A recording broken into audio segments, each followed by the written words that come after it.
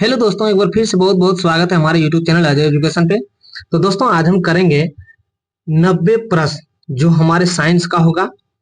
तो आइए, वीडियो को अंत तक जरूर जुड़े रहिएगा क्योंकि बहुत ही इम्पोर्टेंट टॉपिक लेकर के आए हैं। जो फिजिक्स का सवाल है वो 90 प्रश्न का प्रश्न है। कुल प्रश्नों की संख्या 90 है, जो हम इसको बेहतरीन तरीके से डिस्कशन करेंगे। तो आप भी वीडियो को अंत तक जुड़े रहिए और प्रश्नों को कीजिए और अपने बेसिक को मजबूत बनाइए। तो आइए, आज का पहला सवाल से शुरुआत करते हैं। आज का पहला सवाल है, वास्तविक वस्तु का प्रतिबिंब वास्तविक वस्तु का आभासी प्रतिबिंब बनता है। देखिए, वास्तविक वस्तु का जब आभासी प्रतिबिंब बनता है, ये समतल दर्पण पे बनता है। कौन सा दर्पण पे बनता है? समतल दर्पण पे। यानी कि ऑप्शन बी जो है इस प्रश्न का करेक्ट आंसर हो जाएगा। अगला सवाल है, वास्तविक वस्तु का हमेशा सीधा प्रतिबिंब बनने वाला दर्पण कौन सा है? देखिए, वास्तविक वस्तु का जो हमेशा सीधा प्रतिबिंब बनने वाला जो दर्पण है वो है समतल और उत्तल। कौन सा है? समतल और उत्तल, यानी कि ऑप्शन डी। ऑप्शन डी जो है इस प्रश्न का करेक्ट आंसर हो जाएगा। अगला सवाल है, वास्तविक प्रतिबिंब की प्रकृति कैसी होती है? देखिए, वास्तविक प्रतिबिंब की जो प्रकृति होती है ये उल्टा होती है। कैसी होती है? उल्टा होती है, यानी कि ऑप्शन ए जो है इस प्रश्न का राइट आंसर हो जाएगा। अगला सवाल है,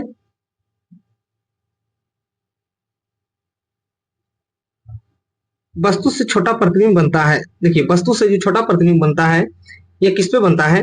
ये बनता है उत्तल दर्पण और अवतल दर्पण। उत्तल दर्पण और अवतल दर्पण दोनों में जो है क्या बनता है? वस्तु से छोटा बनता है, यानी कि ऑप्शन डी जो है इस प्रश्न का करेक्ट आंसर हो जाएगा। अगला सवाल है, प्रकाश के परिवर्तन के नियम के अनुसार क्या होता है? प्रकाश के परिवर्तन के नियम के अनुसार जो होता है ये होता है आपतन कोण के बराबर होता है। क्या होता है? आपतन कोण के बराबर होता है। देखते हैं कौन सा ऑप्शन में है। देखिए, आपतन कोण के बराबर होता है, यानी कि ऑप्शन बी जो है इस प्रश्न का करेक्ट आंसर हो जाएगा। नेक्स्ट सवाल है, समतल दर्पण द्वारा बना प्रतिबिंब मतलब जो है सदा होता है, यानी हमेशा होता है। समतल दर्पण पर द्वारा जो समतल दर्पण पे जो प्रतिबिंब बनता है वो हमेशा कैसा होता है? ये जो होता है यह सीधा और आभासी होता है। कैसा होता है? सीधा और आभासी होता है, यानी कि ऑप्शन सी जो है इस प्रश्न का करेक्ट आंसर हो जाएगा। अगला सवाल है, आंख में प्रवेश करने वाले प्रकाश की मात्रा को नियंत्रित करता है। देखिए, आंख में जो प्रकाश का जो प्रवेश करता है उसकी मात्रा को कौन नियंत्रित करता है? तो उसकी मात्रा को जो नियंत्रित करता है ये करता है परितारिका। क्या करता है? परितारिका, यानी कि ऑप्शन ए जो है इस प्रश्न का करेक्ट आंसर हो जाएगा। अगला सवाल है, सूर्योदय और सूर्यास्त के समय सूर्य गोल दिखता है, यानी कि सूर्योदय और जब है सूर्य डूबते हुए और सूर्य उगते हुए सूर्य का जो है गोलाई कैसा दिखता है? तो ये जो है चपटा दिखता है। कैसा दिखता है? चपटा दिखता है, यानी कि ऑप्शन डी जो है इस प्रश्न का राइट आंसर हो जाएगा। अगला सवाल है, यदि दर्पण में बना प्रतिबिंब हमेशा सीधा आकार वस्तु में बराबर हो तो दर्पण कौन सा होगा? देखिए, अगर दर्पण दर्पण में जो है बना प्रतिबिंब हमेशा सीधा आकार और वस्तु में बराबर होता है तो ये जो होता है ये समतल दर्पण में होता है। किसमें होता है? समतल दर्पण में होता है, यानी कि ऑप्शन सी जो है इस प्रश्न का राइट आंसर हो जाएगा। अगला सवाल है, समतल दर्पण द्वारा बना प्रतिबिंब होता है। देखिए, समतल दर्पण जो द्वारा बना जो प्रतिबिंब होता है ये होता है काल्पनिक प्रतिबिंब होता है। कैसा होता है? काल्पनिक प्रतिबिंब होता है, यानी कि ऑप्शन बी जो है इस प्रश्न का करेक्ट आंसर हो जाएगा। अगला सवाल है, निम्न में से कौन सा पदार्थ लेंस के लिए उपयुक्त नहीं किया जा सकता है? मतलब जो है कौन सा पदार्थ जो है लेंस के लिए उपयुक्त नहीं किया जा सकता है? तो देखिए, मिट्टी। मिट्टी जो है कहीं लेंस का कुछ का नामो निशान में नहीं आता है, जबकि जल का प्रयोग होता है, प्लास्टिक का प्रयोग होता है, कांच का प्रयोग होता है, लेकिन मिट्टी का प्रयोग नहीं होता है, यानी कि ऑप्शन बी जो है इस प्रश्न का करेक्ट आंसर हो जाएगा। अगला सवाल है, लेंस की क्षमता होती है। देखिए, लेंस की क्षमता क्या होती है? तो लेंस की क्षमता जो होती है यह जो है धनात्मक होती है। कैसी होती है? धनात्मक होती है, यानी कि ऑप्शन बी जो है इस प्रश्न का करेक्ट आंसर हो जाएगा। अगला सवाल है, लेंस की क्षमता का एसआई मात्रक क्या है? देखिए, लेंस की क्षमता का जो एसआई मात्रक होता है यह डायोप्टर होता है। क्या होता है? डायोप्टर होता है, यानी कि ऑप्शन सी जो है इस प्रश्न का राइट आंसर हो जाएगा। अगला सवाल है, पानी से भरी बाल्टी की गहराई कम दिखाई देती है, यानी कि पानी से भरी बाल्टी की जो है गहराई कम दिखाई देती है, इसका क्या कारण है? जो इसका जो कारण होता है यह अपवर्तन के कारण होता है। किसके कारण होता है? अपवर्तन के कारण, यानी कि ऑप्शन बी जो है इस प्रश्न का राइट आंसर हो जाएगा। अगला सवाल है, पानी में डाली हुई छड़ी टेढ़ी दिखाई देती है, इसका क्या कारण है? देखिए, पानी में जब छड़ी को डालते हैं या डंडा को डालते हैं तो वह टेढ़ी दिखाई प्रतीत होता है। यह जो होता है, यह जो है किसके कारण होता है? तो ये होता है अपवर्तन के कारण होता है। किसके कारण होता है? अपवर्तन के कारण होता है, यानी कि ऑप्शन बी जो है इस प्रश्न का राइट आंसर हो जाएगा। अगला सवाल है, दर्पण की चौड़ाई को दर्पण कहा जाता है। दर्पण की चौड़ाई को दर्पण कहा जाता है, मतलब दर्पण की चौड़ाई को क्या कहा जाता है? तो दर्पण की चौड़ाई को जो दरवाथी कहा जाता है, इसे द्वारक कहा जाता है। क्या कहा जाता है? द्वारक कहा जाता है, यानी कि ऑप्शन सी जो है इस प्रश्न का राइट आंसर हो जाएगा। अगला सवाल है, सोलर कुकर में प्रयोग किए जाते हैं। देखिए, सोलर कुकर में जो है किस दर्पण का प्रयोग किया जाता है? तो सोलर कुकर में जो प्रयोग किया जाता है यह अवतल दर्पण का प्रयोग किया जाता है। कौन सा दर्पण का प्रयोग किया जाता है? अवतल दर्पण का प्रयोग किया जाता है, यानी कि ऑप्शन ए जो है इस प्रश्न का करेक्ट आंसर हो जाएगा। अगला सवाल है, रोगियों के नाक, कान, गले आदि की जांच के लिए डॉक्टर प्रयोग करते हैं। देखिए, रोगियों के लिए जो है नाक, कान, गले और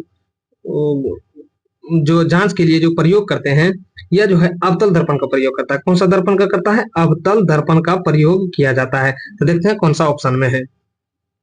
देखिए, ऑप्शन सी, ऑप्शन सी में जो है अवतल दर्पण है, यानी कि ऑप्शन सी जो है इस प्रश्न का करेक्ट आंसर हो जाएगा। अगला सवाल है, हीरा का अपवर्तनांक कितना होता है? देखिए, हीरा का जो अपवर्तनांक होता है यह 2.42 होता है। कितना होता है? 2.42 होता है, यानी कि ऑप्शन डी जो है इस प्रश्न का राइट आंसर हो जाएगा। अगला सवाल है, मोटर गाड़ी के चालकों के सामने लगा रहता है, यानी मोटर गाड़ी के जो चालक के जो सामने जो लगा रहता है वह कौन सा दर्पण लगा रहता है? ये जो लगा रहता है या उत्तल दर्पण लगा रहता है। कौन सा लगा रहता है? उत्तल दर्पण लगा रहता है, यानी कि ऑप्शन सी जो है इस प्रश्न का राइट आंसर हो जाएगा। अगला सवाल है, टॉर्च में किस प्रकार के प्रकाश पुंज की प्राप्ति होती है? देखिए, टॉर्च में जो है किस प्रकार की प्रकाश पुंज की प्राप्ति होती है? ये जो होती है यह संश्रिप्त होती है। यह क्या होती है? संश्रिप्त प्रकाश पुंज होती है, यानी कि ऑप्शन बी जो है इस प्रश्न का करेक्ट आंसर हो जाएगा। अगला सवाल है, सामान्य नेत्र की रेटिना पर बनने वाला प्रतिबिंब होता है। देखिए, सामान्य नेत्र की रेटिना पर जो बनने वाला प्रतिबिंब होता है ये कैसा होता है? ये होता है वास्तविक और उल्टा होता है। कैसा होता है? वास्तविक और उल्टा होता है, यानी कि ऑप्शन सी जो है इस प्रश्न का राइट आंसर हो जाएगा। अगला सवाल है, नेत्र लेंस में समायोजन की क्रिया होती है। देखिए, नेत्र लेंस में जो समायोजन की जो क्रिया होती है ये होती है सिलियरी मांसपेशियों के द्वारा। किसके द्वारा होता है? सिलियरी पेशियों के द्वारा, यानी कि ऑप्शन सी जो है इस प्रश्न का राइट आंसर हो जाएगा। अगला सवाल है, किसी नेत्र की निकट बिंदु होती है। देखिए, किसी नेत्र की जो निकट बिंदु होती है ये होती है 25 सेंटीमीटर होती है। कितनी होती है? 25 सेंटीमीटर होती है, यानी कि ऑप्शन बी जो है इस प्रश्न का राइट आंसर हो जाएगा। अगला सवाल है, आंख की पुतली किस प्रकार कार्य करती है? देखिए, आंख की पुतली जो है किस प्रकार कार्य करती है? ये जो करती है यह जो है किस प्रकार की कार्य करती है? ये जो करती है यह द्वारक भांति की कार्य करती है, यानी कि ऑप्शन डी, ऑप्शन डी जो है इस प्रश्न का करेक्ट आंसर हो जाएगा। इसका जो राइट आंसर हो जाएगा, द्वारक की भांति कार्य करता है। किसकी भांति कार्य करता है? द्वारक की भांति कार्य करता है। अगला सवाल है,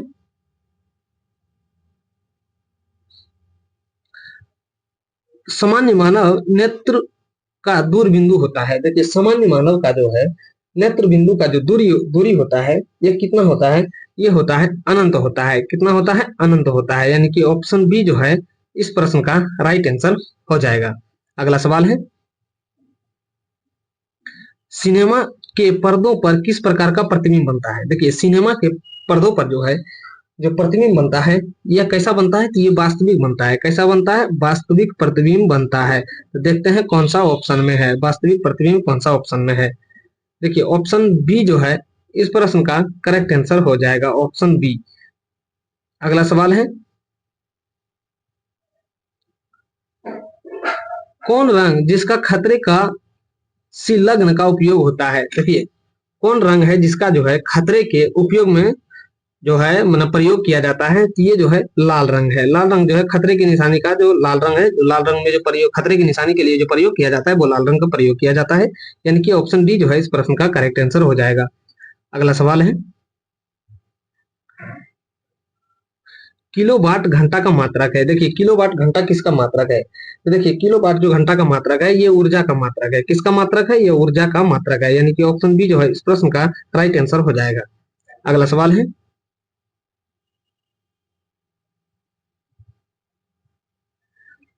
विद्युत बल्ब के फिलामेंट होता है। देखिए विद्युत बल्ब का जो फिलामेंट होता है ये किसका होता है, तो यह जो बना होता है ये टंगस्टन का होता है। किसका होता है, टंगस्टन का होता है। यानी कि ऑप्शन सी जो है इस प्रश्न का राइट आंसर हो जाएगा। अगला सवाल है,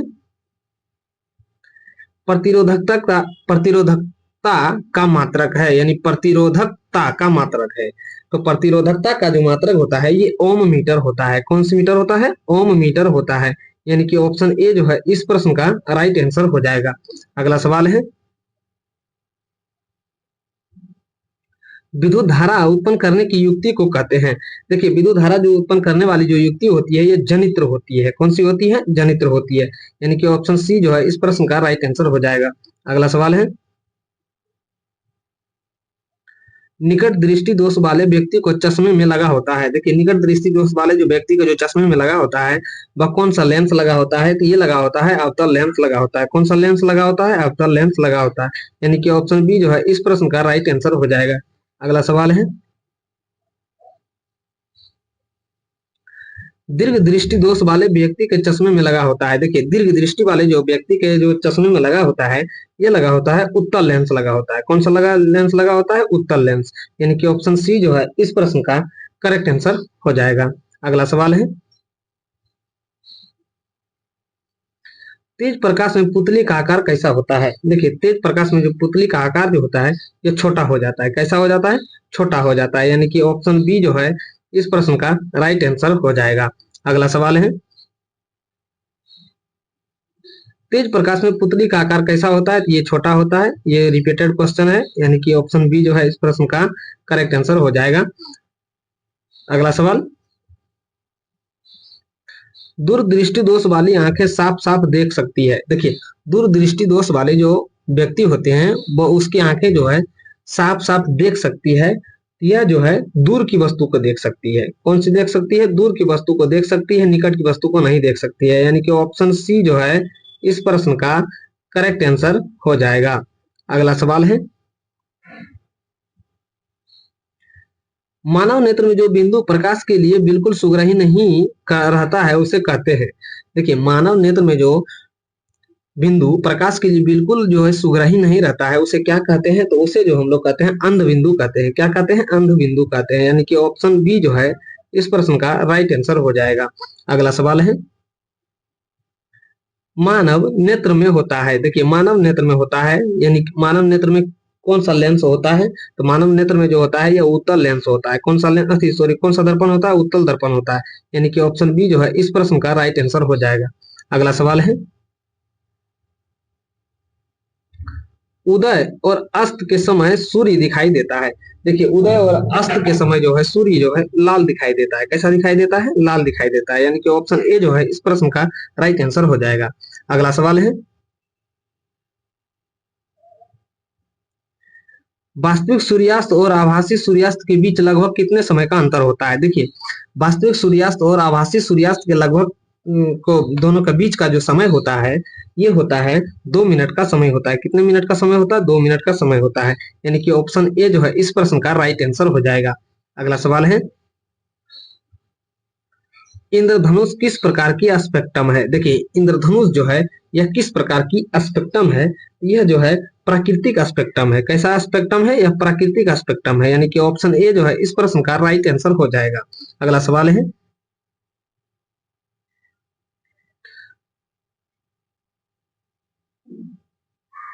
अगला सवाल है, अत्यधिक ऊंचाई पर आकाश में वायुयान से सफर करने पर आकाश का रंग कैसा दिखाई देगा? देखिए, अधिक ऊंचाई पर जाने पर जो है वायुयान से अगर सफर करेंगे, या तो ऐसे भी आप अधिक ऊंचाई पर जब होता है तो आकाश का जो रंग दिखाई देता है यह काला दिखाई देता है। कैसा दिखाई देता है? आकाश का रंग जो है काला दिखाई देता है।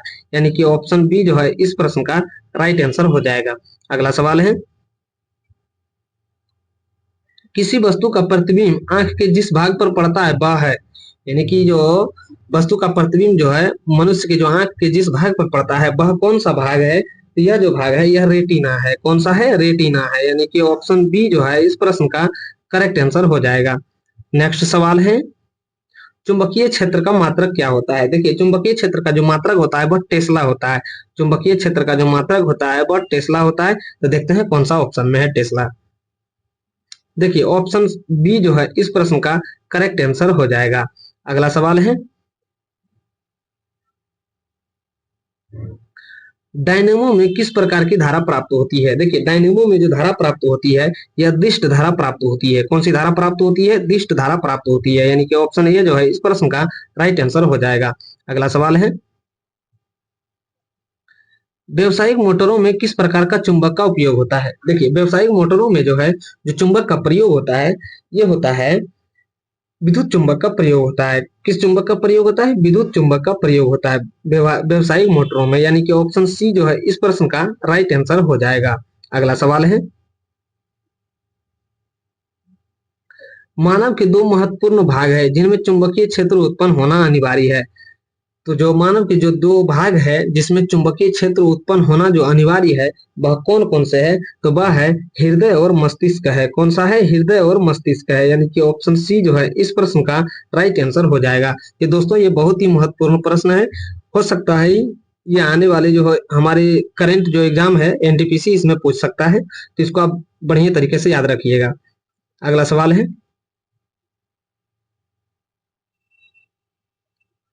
विद्युत चुंबक बनाने के लिए प्रायः किस पदार्थ का छड़ का प्रयोग किया जाता है? यानी विद्युत चुंबक बनाने के लिए जो है किस प्रकार के छड़ का प्रयोग किया जाता है? तो इसमें जो प्रयोग किया जाता है यह नरम लोहा का प्रयोग किया जाता है। कौन सा लोहा का प्रयोग किया जाता है? नरम लोहा का। यानी कि ऑप्शन बी जो है इस प्रश्न का राइट आंसर हो जाएगा। अगला सवाल है, विद्युत चुंबकीय प्रेरण की खोज किसने किया था? देखिए, विद्युत चुंबकीय प्रेरण की जो खोज ने किया था यह फेराडे ने किया था। किसने किया था? फेराडे ने किया था। यानी कि ऑप्शन सी जो है इस प्रश्न का राइट आंसर हो जाएगा। अगला सवाल है,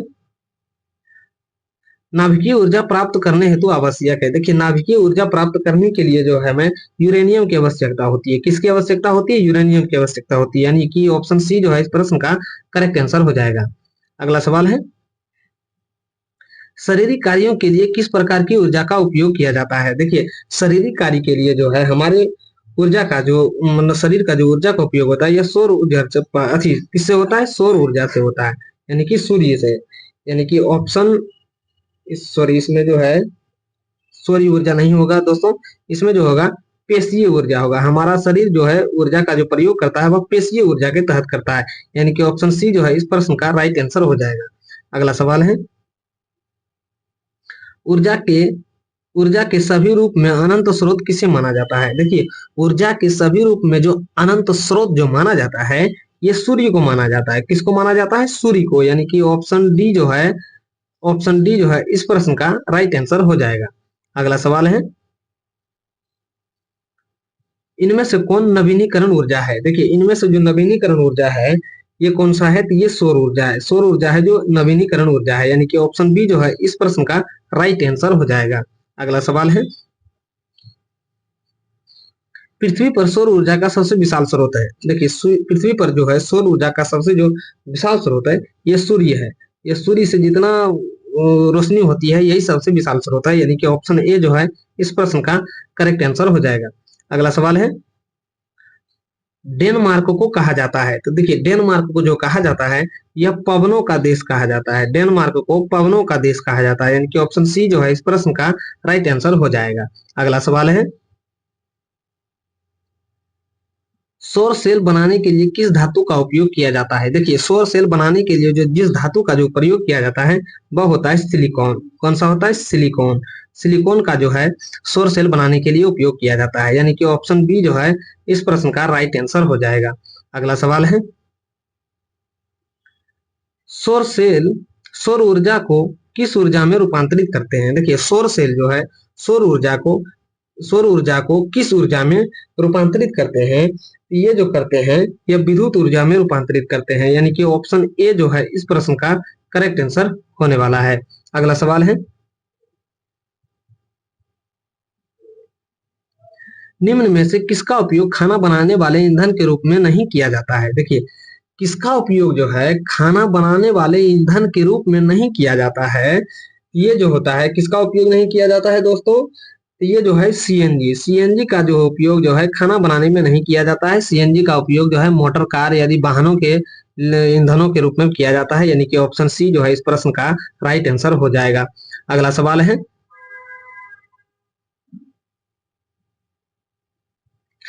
प्रकाश संश्लेषी अंगक इनमें से कौन सा है? प्रकाश संश्लेषी अंगक इनमें से कौन सा है? तो देखिए प्रकाश संश्लेषी जो अंगक है ये है हरित लवक। कौन सा लवक है? हरित लवक, यानी कि ऑप्शन सी जो है इस प्रश्न का राइट आंसर हो जाएगा। अगला सवाल है, कार्य का मात्रक है। देखिए कार्य का मात्रक क्या है? तो कार्य का जो मात्रक है ये जूल है। कौन सा है? जूल है, यानी कि ऑप्शन बी जो है इस प्रश्न का राइट आंसर हो जाएगा। अगला सवाल है, प्रकाश वर्ष इकाई है। देखिए प्रकाश वर्ष जो इकाई है यह दूरी का इकाई है। किसका इकाई है? दूरी का इकाई है, यानी कि ऑप्शन सी जो है इस प्रश्न का राइट आंसर हो जाएगा। अगला सवाल है, पारसेक इकाई है, यानी कि पारसेक किसकी इकाई है? यह भी है दूरी का ही इकाई है, यानी प्रकाश वर्ष दूरी का इकाई है, पारसेक भी दूरी का इकाई है, यानी कि ऑप्शन डी जो है इस प्रश्न का राइट आंसर हो जाएगा। अगला सवाल है, निम्नलिखित में समय का कौन सा मात्रक नहीं है? देखिए समय का जो मात्रक जो नहीं है यह कौन सा है? देखिए आधी वर्ष समय का मात्रक है, चंद्रमा भी समय का मात्रक है, लेकिन प्रकाश वर्ष जो है यह दूरी का मात्रक है। किसका मात्रक है? दूरी का मात्रक है, यानी कि ऑप्शन ए जो है इस प्रश्न का राइट आंसर हो जाएगा। अगला सवाल है, दाब का मात्रक है। देखिए दाब का मात्रक क्या होता है? तो दाब का जो मात्रक है ये है पास्कल। क्या है? पास्कल, यानी कि ऑप्शन डी जो है इस प्रश्न का करेक्ट आंसर हो जाएगा।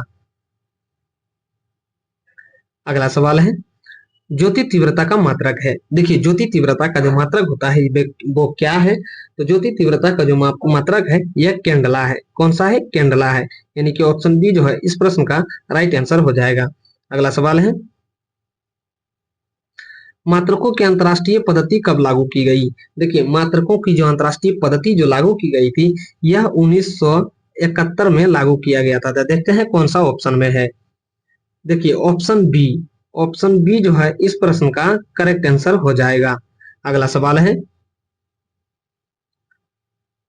खाद्य ऊर्जा को हम किस इकाई में मापते हैं? देखिए खाद्य ऊर्जा को जो हम मापते हैं वो कैलोरी में मापते हैं। किस में मापते हैं? कैलोरी में मापते हैं, यानी कि ऑप्शन बी जो है इस प्रश्न का राइट आंसर हो जाएगा। अगला सवाल है,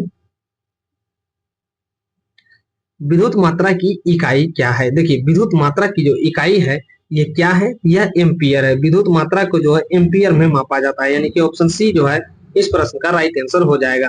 अगला सवाल है, एसआई पद्धति में लेंस की शक्ति क्या है? देखिए एसआई पद्धति में जो लेंस की शक्ति होती है ये डायोप्टर होती है। कैसे होती है? डायोप्टर होती है, यानी लेंस की शक्ति को जो मापा जाता है वो डायोप्टर के द्वारा ही मापा जाता है, यानी कि ऑप्शन सी जो है इस प्रश्न का राइट आंसर हो जाएगा। अगला सवाल है, एम्पियर क्या नापने की इकाई है? देखिए एम्पियर जो है करंट नापने की इकाई है। एम्पियर से धारा नापा जाता है, यानी कि करंट नापा जाता है, यानी कि ऑप्शन ए जो है इस प्रश्न का राइट आंसर हो जाएगा। अगला सवाल है, निम्नलिखित में कौन एक वेक्टर मात्रक है? देखिए कौन जो है वेक्टर मात्रक है? यह जो है बल जो है बल जो है यह एक वेक्टर मात्रक है। अब दोस्तों बल जो है यह सदिश राशि है। बल कौन सी राशि है? यह जो है सदिश राशि है, इसीलिए वेक्टर को ही सदिश राशि कहा जाता है। तो पूछा है कि कौन सदिश राशि है? तो बल जो है एक सदिश राशि है, यानी कि ऑप्शन सी जो है इस प्रश्न का राइट आंसर हो जाएगा। अगला सवाल है, कौन एक सदिश राशि नहीं है? देखिए कौन एक सदिश राशि नहीं है? तो आप देख सकते हैं दोस्तों सदिश राशि जो नहीं है ये है द्रव्यमान। द्रव्यमान जो है यह एक सदिश राशि नहीं है, द्रव्यमान जो है अदिश राशि है, यानी कि ऑप्शन सी जो है इस प्रश्न का राइट आंसर हो जाएगा। अगला सवाल है, अदिश राशि है। अदिश राशि कौन है? देखिए अदिश राशि जो होता है इसमें जो कौन सा है, तो अदिश राशि जो इसमें है वो कौन सा है, तो दाब। दाब जो है इसमें, दाब ऑप्शन में नहीं दिया है ना, तो इसका जो करेक्ट आंसर हो जाएगा ऊर्जा। ऊर्जा जो है इसका, इस प्रश्न का करेक्ट आंसर हो जाएगा। अगला सवाल है, कौन सी एक सदिश राशि है? देखिए कौन सी एक जो है सदिश राशि है? सदिश राशि जो है संवेग, संवेग जो है सदिश राशि है, यानी कि ऑप्शन सी जो है इस प्रश्न का राइट आंसर हो जाएगा। जबकि दाब है, ऊर्जा है और कार्य है, ये तीनों जो है यह तीनों अदिश राशि है, जबकि संवेग जो है यह एक सदिश राशि है। अगला सवाल है,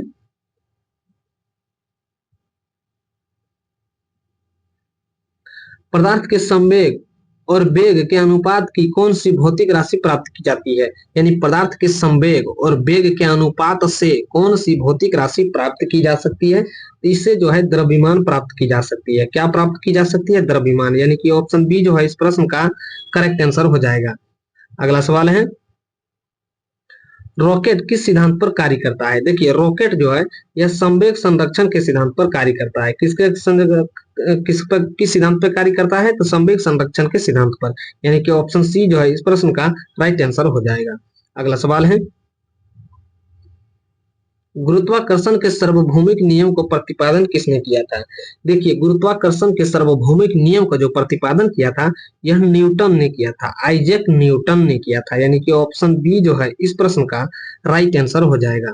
अगला सवाल है, पास्कल इकाई है, रिपीटेड क्वेश्चन है, पास्कल इकाई है, तो पास्कल जो है दाब की इकाई है, यानी कि ऑप्शन ए जो है इस प्रश्न का करेक्ट आंसर हो जाएगा।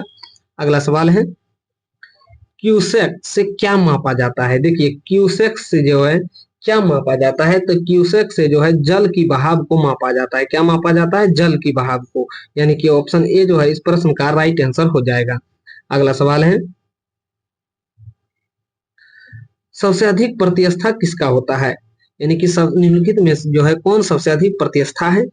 यह जो सबसे अधिक जो प्रतिष्ठा है यह है स्टील है। कौन सी है? स्टील है, स्टील, स्टील, यानी कि ऑप्शन डी जो है इस प्रश्न का राइट आंसर हो जाएगा।